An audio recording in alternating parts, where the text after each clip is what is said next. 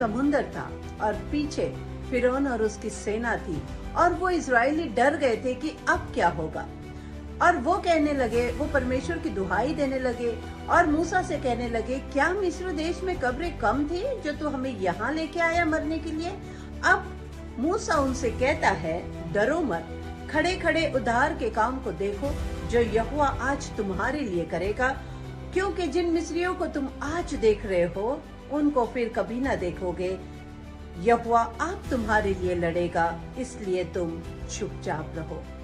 हमने हर बार देखा कि परमेश्वर ने कहा और मूसा ने वैसा किया, लेकिन यहाँ पर जैसे मूसा ने कहा वैसा परमेश्वर ने किया। सबसे हाईलाइट होने वाली बात है कि तुम डरो मत, तुम्हारे लिए परमेश्वर आप लड़ेगा। जिन मिस्रियों को, जिन दुश्मनों को तुम आज देख रहे हो उन्हें तुम फिर कभी नहीं देखोगे। वो आप तुम्हारे लिए लड़ेगा, इसलिए तुम चुपचाप खड़े रहो। और ऐसा ही परमेश्वर ने किया।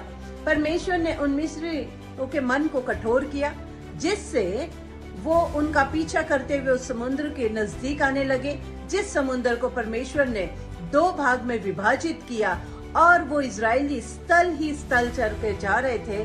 जब वो मिस्र की सेना और फिरौन राजा जब उसी स्थल में, उस समुद्र के बीच में घुसे, तो हम देखेंगे उनके रथों के पहिए निकल गए, उनका चलना कठिन हो गया और वो मिस्री आपस में कहने लगे कि इजरायली के सामने से भाग जाओ, क्योंकि यहोवा उनकी ओर से मिस्र के विरोध लड़ रहा है।